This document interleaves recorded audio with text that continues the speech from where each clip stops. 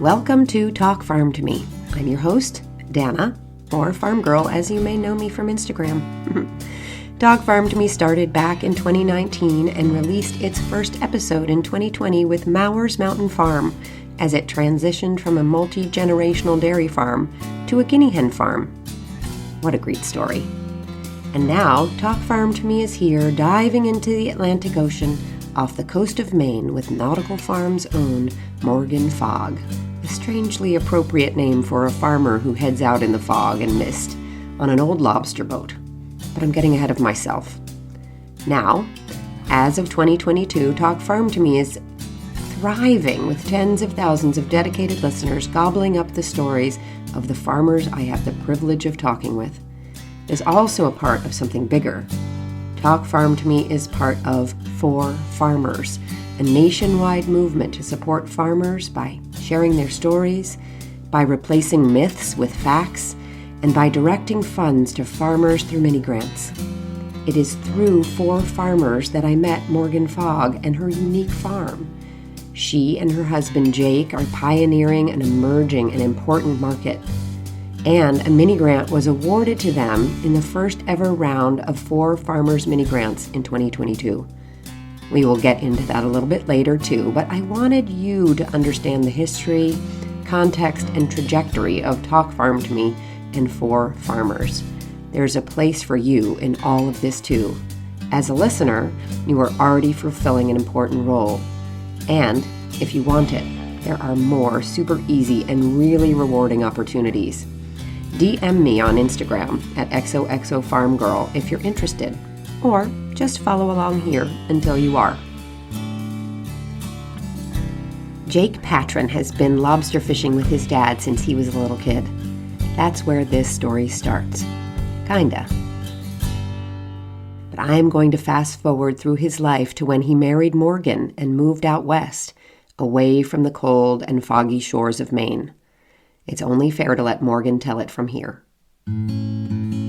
We started back in, it would have been about 2017. And Jake and I were actually living in Colorado. So we had moved out there in our early 20s and we were really kind of diving into our own personal health and fitness. We were going hiking all the time.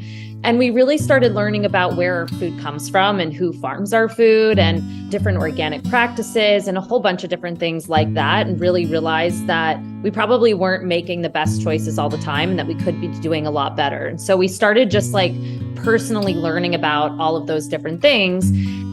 A lot of farmers I talk with, especially first-time farmers like Paul Grieve from Pasture Bird in last week's episode, became interested in farming because they were on a better food journey.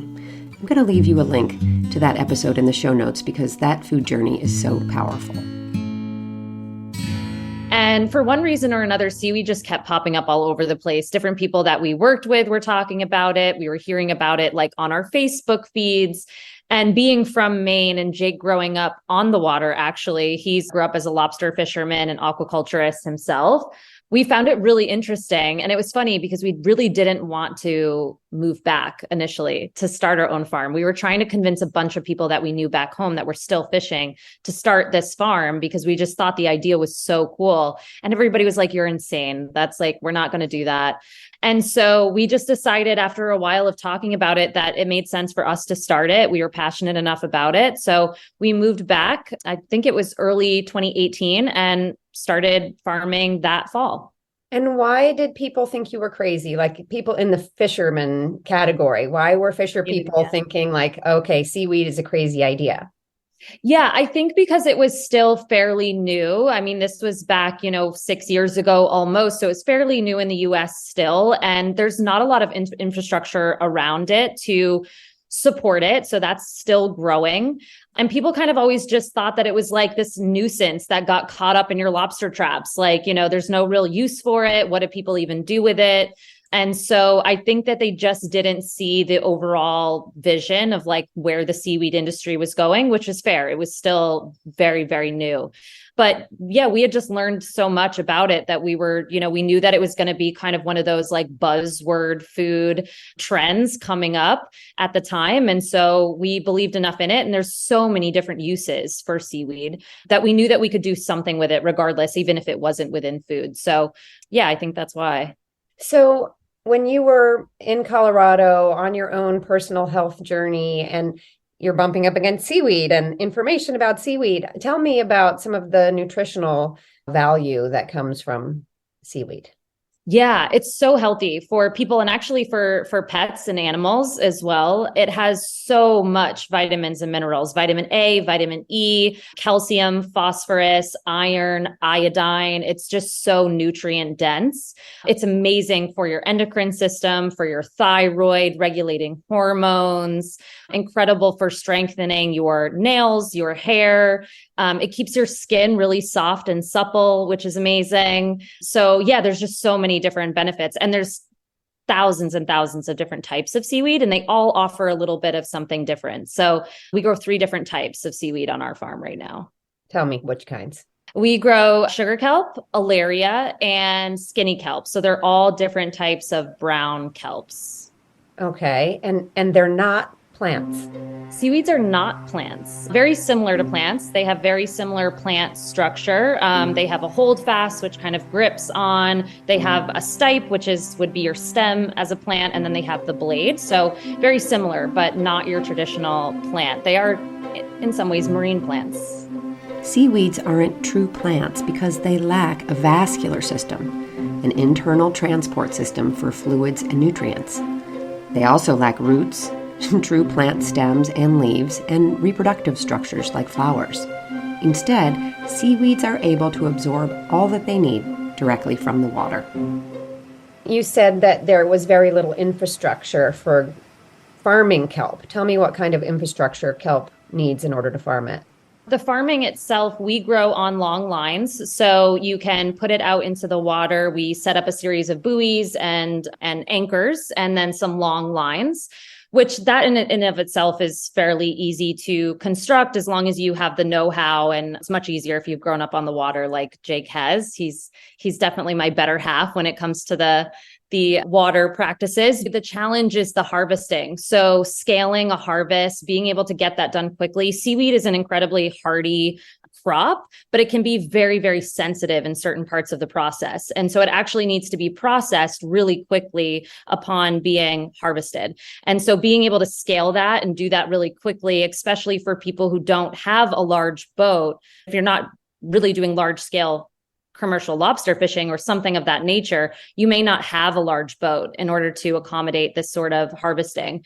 And so getting that entire process done, harvesting it, getting it to a processing plant or drying it yourself needs to be done really quickly. And then the processing of the seaweed itself into a product. So whether you're flash freezing it and, just selling it as is, turning it into a product of some kind that is needs to be refrigerated, or just drying it and then packaging it and getting it onto the market. So all of that was fairly new. Of course, we are very good at it here in Maine with clams and scallops and lobster, but no one has really, when we were starting, it's building now, but no one had kind of like really figured that out on a large scale for seaweed itself.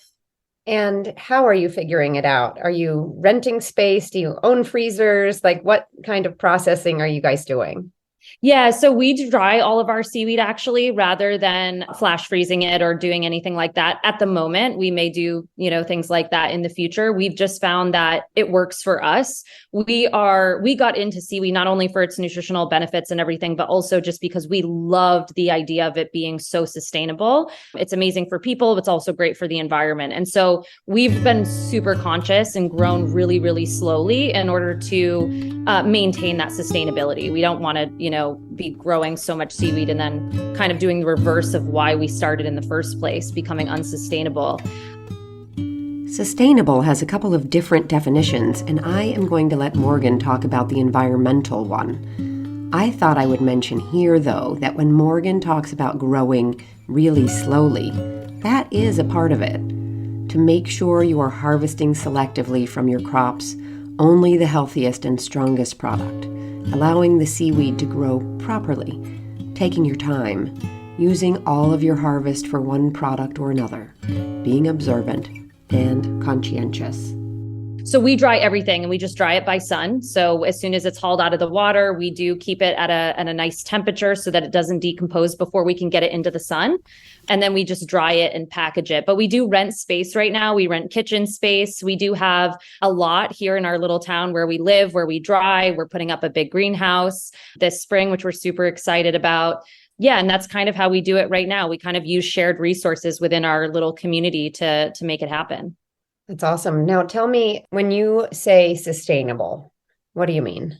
In terms of seaweed being sustainable? Yes. Yeah, it's incredible for the environment. So, it has just as many, if not more, health benefits for the environment as it does for humans. So as it's growing, it absorbs CO2 out of the atmosphere or out of its area where it's growing.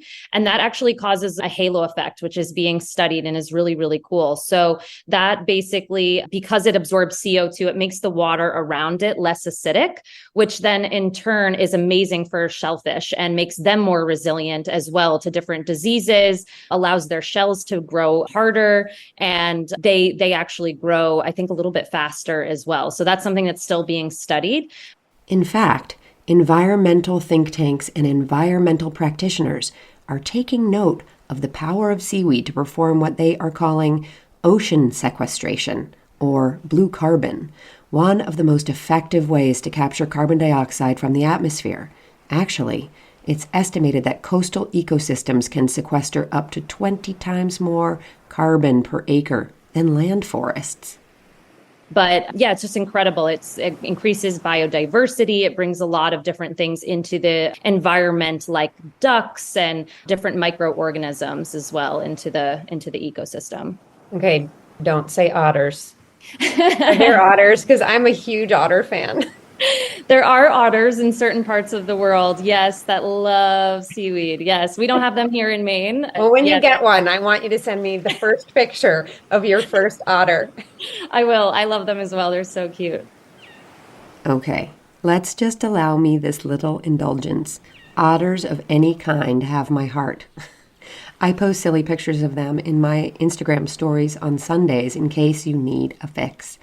More seriously, sea otters are only prevalent on the west coast of the United States, where they hang out in seaweed. The East Coast, and more specifically Maine, has North American river otters, also considered by me to be overwhelmingly cute. And sometimes they hit the beaches and waters of Maine's coastline. They're hard to miss at 3 to 4 feet long, and it's the water they love. But if any ever end up at Morgan and Jake's seaweed farm, we are going to be the first to know. Anyway, I digress. I'm curious. I'm curious about the area you need in order to grow it. So if I'm growing lettuce on a farm, obviously I can see the acreage, how far it goes. How big an area do you need to grow seaweed in your business? Yeah, it can be as big or as small as you want, actually. So the state of Maine has different sort of lease sites that you can get through the Department of Marine Resources. So you do have to lease this ocean area. And we've grown over the years. We started with about 400 feet of line, I think, initially, and then have just grown and grown and grown. We're now about 5 acres. And so, but yeah, you can do it on just a 400 foot line if you want to. And you could grow upwards of probably several hundred pounds on just that 400 foot line. Wow. And how does it start? Meaning, if I'm going to have chickens, I hatch eggs, I have chicks, and then they start being layers. I just want to understand, are you buying pieces of seaweed? Are you raising baby seaweeds on your own? I wish we were raising baby seaweeds. We may do that eventually. Currently, we actually buy them from a hatchery. So the process is very simply, somebody will go out, dive, and look for a reproductive piece of seaweed, which you can tell by looking at the blade. It has a spot on the blade that's very obvious when looking at it. And so they'll actually harvest that. They bring that back into a lab environment. They scrape that that and grow little seaweeds, baby seaweeds in a tank. And then they attach that to twine. And what we actually purchase is that twine that has the baby seaweeds on it, the spores. And so that's wrapped around a PVC pipe. And then we take that out onto the farm when it's ready. And that entire process takes, I think, just a few months. It's really not a super long process. And then we will go and pretty much immediately plant that on our farm. So we will outplant it and then it will grow over the course of the winter time. We actually farm in the winter. So it's growing right now and then we'll harvest it in the spring. Wow. And how long does a piece of seaweed grow, for example, in that period of time? Oh, anywhere from, of course, different types grow different lengths. So you have like our brown kelps will grow anywhere from 10 to 20 feet long in that period of time, in the 5 to 6 months that it's out there. And you'll notice certain periods of time that it grows much faster. So when the water's a little bit warmer, it will really take off. So we see a lot of growth around like early November when we first plant. And then we'll notice through late December, January, as it gets really cold here in Maine, it kind of slows the growing. It does grow a little bit, but it's not as much. And then as we get later into the spring, it will just really take off. Every time we go out and check the farm, it's grown a lot. So it's a really cool process to watch. So tell me what you're doing then. You harvest your seaweed, you dry it. Now you're selling it and you make your own products. Tell me what you're up to with your seaweed once it's harvested. Yeah, we actually do sell some bulk to another processor who turns it into a variety of things as well. They, I think, dry it and then powder it. They sell it to different food businesses, fertilizer companies. It can be used for a whole host of things. And then we turn it as well into different food products that you can sprinkle on your food, use as a salt alternative, incorporate in different recipes, or bath products, because it's amazing for your skin as well. So yeah, we do a few different things with it at the moment. Now, what's next for you guys? Yeah, we're in this like really fun actual like phase, I think, right now where we're kind of growing our harvest operations. So we are building a big greenhouse this spring, which we're super excited about. It's been somewhat difficult in the spring to harvest all of the seaweed and then dry it, by sun without having some sort of enclosure, just with the various weather conditions that you get here in Maine throughout the spring. So we're working on that. We're pulling the trigger on a greenhouse this week. So we're super excited about that. It's this greenhouse that 4 farmers invested in with a mini grant of $1,000. The reviewers were super excited about this infrastructure project and the possibility for it to give Nautical Farm a boost in their business. We will be following along with Morgan and Jake on the progress of the greenhouse on my Instagram at XOXOFarmGirl if you'd like to stay in the loop. Yeah, we're looking to grow our wholesale partnerships, I think, a lot right now, building our marketing out direct to consumer. And then I hope in the near future, there's some studies and different things that are happening right now with some of our partners that we work with, where they are working on getting different types of seaweed seed or spores that we can put out on the farm. So I would love in the next year or two to be able to grow like a dulse or even a nori on our farm as well. So expanding the different species. Now, nori is used for sushi. Is that right? Or Yeah. are other types used for sushi as well? It is mostly nori. Yeah, that is commercialized and used for sushi. Now, are you selling locally mostly? Or you're selling online, or are you selling nationally? What's your Yeah, a little bit of everything. We do sell nationally direct to consumer. We have started in the last year post-COVID, going to a lot more markets and different farmers markets, things like that, festivals, since those have started up again, which has been really fun and a really fun learning experience for us.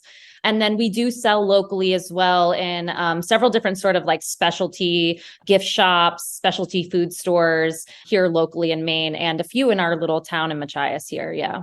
Nice. And tell me a little bit about the education process, because seaweed is, okay, we all know seaweed is in sushi. Great. Okay. But other health benefits, and like you're talking about with benefits for your skin and whatnot, like what's that learning curve look like? And are you the ones really doing that, or are there other ones who are out there helping?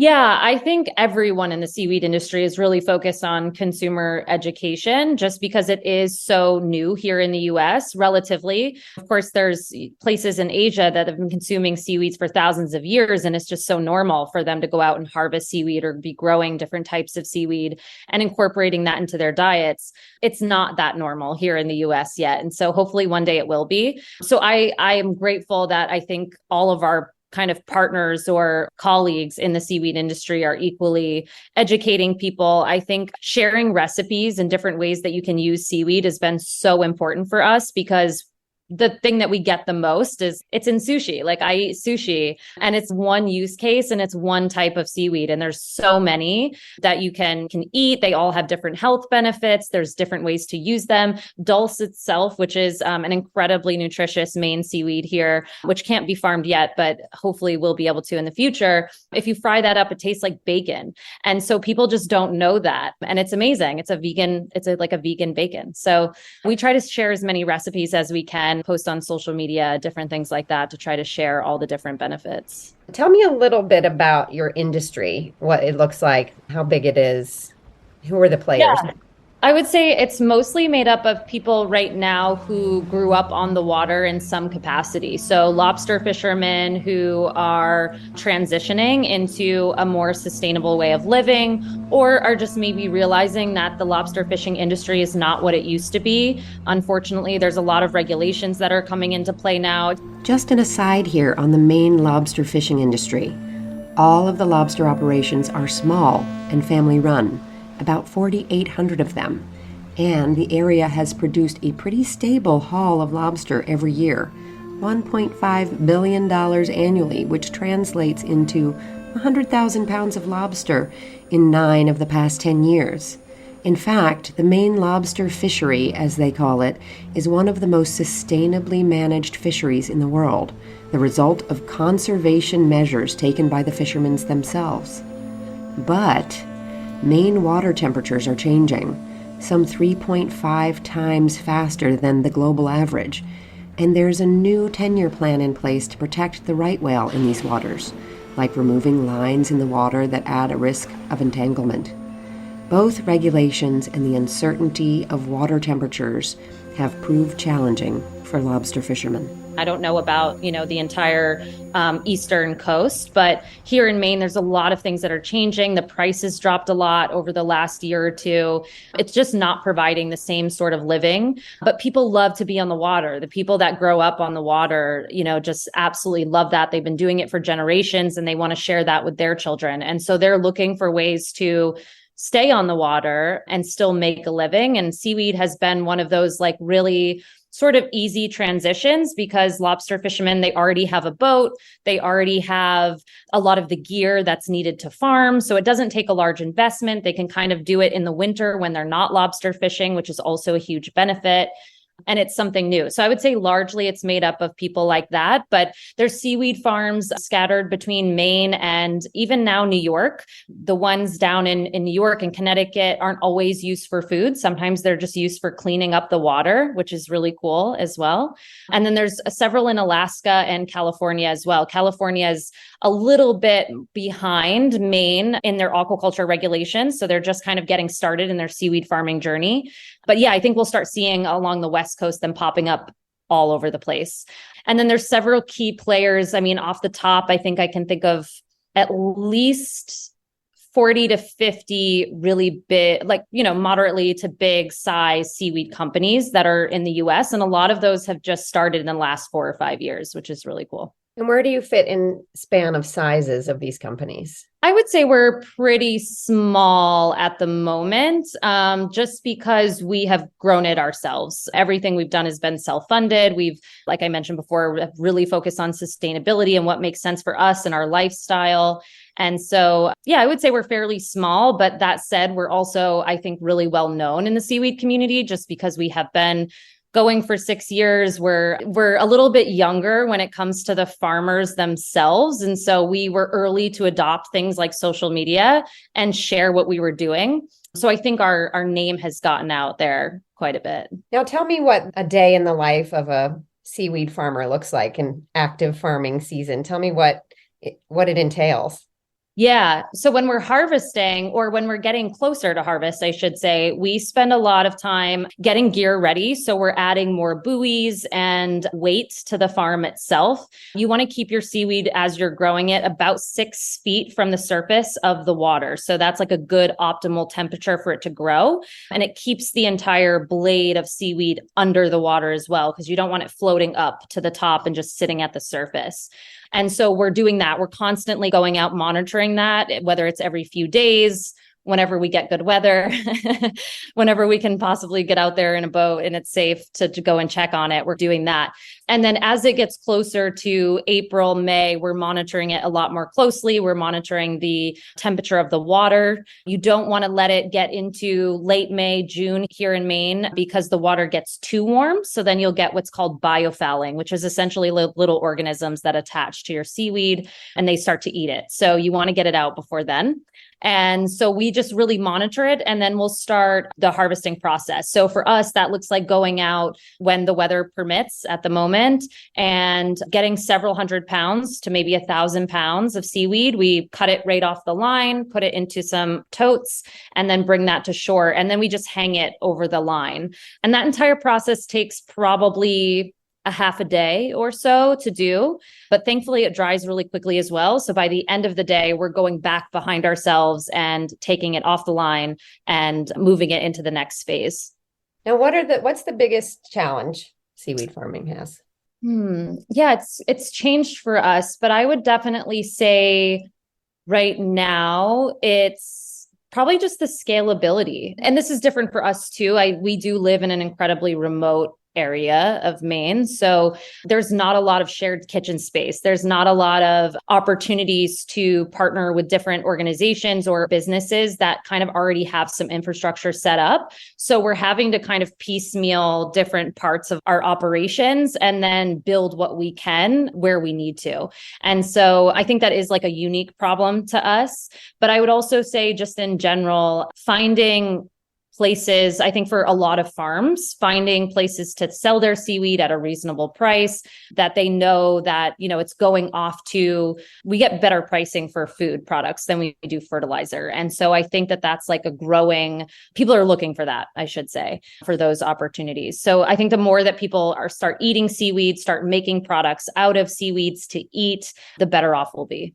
I was curious when you were saying that the environment that's created by seaweed is really good for shellfish. And I'm curious if you have the opportunity to work with people who are growing and harvesting clams or oysters or whatever it is. Yeah. Are they looking for you? Do they want to do you plant oysters? Do they want to have oysters under your seaweed? Is that a thing? So we don't actually partner with anybody at the moment, although that's a really cool idea. I haven't thought about it in that way, but there are tons of farms. I shouldn't say tons, but there are like a good handful, maybe a couple handfuls of farms, especially here in Maine, that do both. So they'll grow oysters and they'll grow seaweed. We actually started about a year ago now growing mussels. So we do, and it's kind of similar. You plant them. It's a much longer process because their shell has to develop and they grow over a much longer period of time. But we were really fortunate to get involved in a project here in Maine to grow and scale shellfish. And so they were looking for small businesses that wanted that opportunity. So we got selected for that and started growing mussels about a year ago. And we just sell them here locally at the moment. But yeah, they definitely benefit each other. And there are some farms that do both at a pretty significant scale. You also mentioned California's marine regulations and that they're behind where you are in Maine. And I'm curious what kind of marine regulations are needed or optimal for having a seaweed farm. Yeah, I think that, like I mentioned, Maine has been, we're an aquaculture state. That's really kind of what we're known for is our lobster and those various seafoods. And so we've been doing it for so long. So when I mentioned like the leasing process for Maine, it's just so it's already been, it's been done. And so it's I'm always hesitant to say it's easy to start a farm here in Maine, but comparatively it is easier to start a farm because all of those things are done already. There's no going to, your Department of Maine Resources and saying, I want to start a seaweed farm. And they're like, what does that mean? Or how does that work? Or you're kind of in the way of all of these things. It's like everything in Maine is kind of based around aquaculture on our coastline, where in California, that wasn't the case. A few years ago, people were going to the state and saying, I wanted to grow seaweed. And they're like, we don't have anything set up for that. We don't know how much to charge you. We don't know how much site size we should give you. Are you in the way of shipping large boats that are in and out of our coastline? All of that stuff has to be thought of. And so, yeah, it's already been done in Maine. So I'm always hesitant to say it's easy because it does take some time and some real thought and consideration. We're incredibly careful of the other vocations that live and work on the water. We're certainly not trying to grow a huge farm in the middle of somebody's scallop dragging area or a place where somebody's been lobster fishing for generations. So we're really, really cognizant of that. And we take that very, very seriously. And so I hope that anybody that's looking to get into aquaculture also takes that into consideration. But yeah, it's all been done before here in Maine. So it's much easier. So you said Jake grew up on the water as a lobster fisherman. How about you? I actually have a background. So I grew up in Maine. I grew up in more central Maine, but background is totally different. I've done so many different things. I actually have a background in community building, in event production, and kind of like CPG marketing, things like that. CPG stands for Consumer Packaged Goods and basically revolves around the marketing of the stuff you buy by generating awareness, brand affinity, and loyalty. Super helpful experience if you are out there selling a product that is not as mainstream as, say, lobster. So our skills actually really balance each other very well. I can handle a lot more of the front end customer service, sales, marketing, recipe development, product development, all of that stuff. And Jake definitely is helpful in all of that. But yeah, he's amazing on the water. He can tie a knot with his eyes closed. He could set up a farm in a matter of, hours. He's just incredible. And he has an incredible mind for thinking about how to innovate on that stuff and make it a lot easier, which was so helpful for us because we learned seaweed farming initially from a lot of older people. And so they were doing things in the way that they just always knew how, and they never had really innovated or tried anything new. And Jake kind of immediately came into seaweed farming and was like, I think we could do a lot of this a lot easier or a lot faster. And so even just our seeding process alone, he's been able to innovate on that. And we get our entire farm seeded in a matter of 3 or 4 hours. It's pretty quick. Wow. What kind of innovation? Just using different types of the way that he sets up the farm, the way that he ties the ropes, the way that where he's cutting the ropes. There's a lot of sort of technical stuff that I don't know if it'd make much sense for me to explain without actual photos. But yeah, he's just great at that. He's just great at thinking about kind of what weight to use and where to use it, what anchors to use and where to use them and why. There's a lot of different little parts that go into the actual farm itself.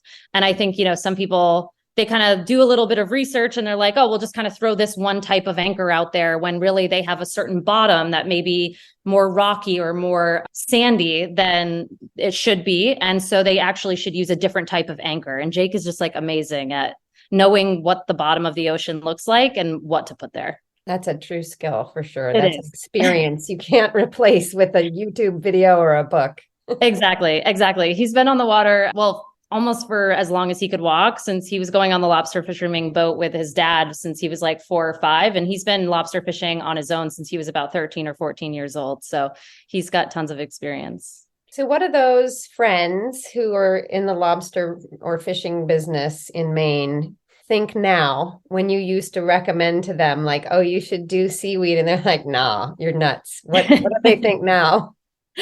It's funny, actually, because now they're starting to come to us and say, hey, can you teach me what you're doing? Can you help me start my own farm? I wouldn't say that, the masses are doing that by any means, but I think that we've definitely piqued a lot of interest. And we have helped start a handful of farms in our area, people who are not totally willing to give up lobster fishing. They still want to do that, but are definitely seeing the value in adding another, kind of thing to their roster and are starting to farm. So we've helped several farms get started in our area, which is so cool and so fun. And we absolutely love doing that. And we try to help wherever we possibly can. Morgan and Jake definitely have a love for Maine and the water and the new product they are farming. But don't let that charm and enthusiasm fool you. This is hard work. It's farming, on a boat, in the ocean. And as a farmer, you're cold and wet and dealing with a very powerful ocean under your feet. I think a lot of people, when they think of seaweed farming, they kind of think like maybe more like of a California vibe. And they definitely think of, sushi. They think of like warm weather, being out on a boat. And while, living in Maine can definitely be romanticized for sure. It's incredible. It's beautiful. We're farming in the wintertime. It's very cold. It's very, very cold. We're often going out when it's very windy. There's big waves that we're trying to get through to get to the farm. And it's icy. It's icy. It's very cold. So we're dressed up. I mean, we have we've got several layers on. We've got boots on, scarves, mittens, hats, Grundens to keep us from getting wet. Grundens. A Grunden? Yes. Grundens are kind of like a overall that are waterproof. They're not very fashion forward, but they get the job done. I love it. Watch, yes. Now seaweed's going to trend, and so are Grundens. Yes, probably.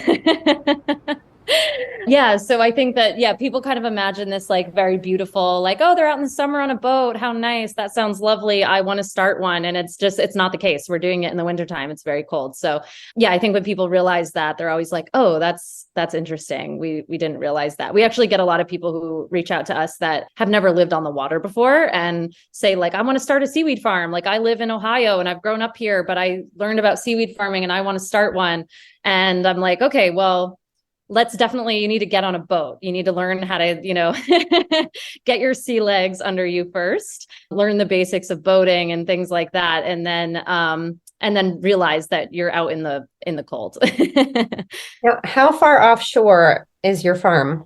Actually, not very far offshore. And it varies. Different farms are different lengths. Really what you're looking for when you're seaweed farming is these like perfect conditions. So you want to be a little bit protected, sort of like in a protected cove or a bay. If you can kind of get tucked in close to an island, it's really nice.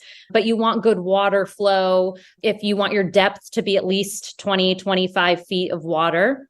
And you don't want any eelgrass or anything like that growing under you. So there's several different things like that go into site selection. But our farm itself is probably only 3 or 4 miles maybe off the coast. And we are tucked into an island. Thankfully, we have a beautiful spot and the water is very clean.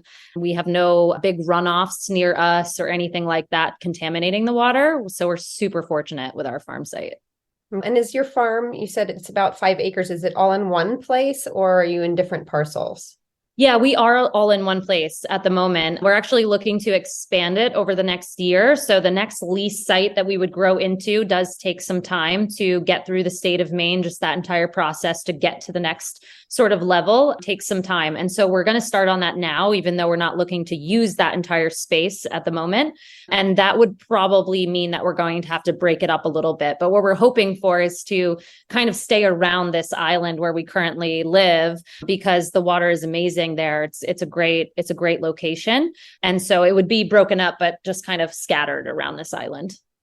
This is a question I like to ask all of the farmers that I get a chance to talk to. And that is, what is the one thing you would like non-farmers to understand about farming, whether it's particular to what you're doing? Yeah, I would say with seaweed farming in particular, know where your seaweed is coming from. So because seaweed farming is fairly new in the United States, there's actually lots of seaweeds that get imported from China or various places. And so a lot of what you're eating when you're eating sushi or different types of seaweeds are not coming from domestic, it's domestic farms here in the US. And so I like to tell people that because it's so important, I think, to as much as we can support our local farmers and to recognize where that seaweed is coming from. And the seaweed in Maine in particular, but in the US in general, is oftentimes much cleaner. We do heavy metals testing. There's a lot of different things that we look for to keep it super clean, super healthy, versus other areas where that's not as regulated as much. So yeah, I would say just knowing where the seaweed comes from, and if you can support a local seaweed farm, then that means so much to us. You heard her, folks. Check your seaweed. Know where it comes from. It's an emerging market here, so it's great, now that you know a seaweed farmer, to support the ones closest to you. And I will go out on a limb here and say that you might want to think about that for all your food. I know it's not always possible, but get your eggs locally. Your meat, too. It's one step you can take to support your local farmer and your local economy. You can find Morgan and Jake on Instagram at Nautical Farms and their products on the internet at nauticalfarms.com. I, for one, will be giving some of their products a try, and I will be waiting for them to grow that seaweed that tastes like bacon. Thanks for being here on Talk Farm to Me to get to know your farmers, from the cold waters off of Maine's foggy coast to the Sun Bowl in California, the cornfields in Indiana, and the hilly pastures of Idaho. Stay tuned for more new episodes that feature more honest conversations with serious farmers. If you like this episode with seaweed farmer Morgan Fogg about nautical farms, please share it with a friend. You are the best way to get the whole country talking farm. And you'll have my personal gratitude, of course. I'm your host, Farm Girl, also Dana, and this is Talk Farm to Me.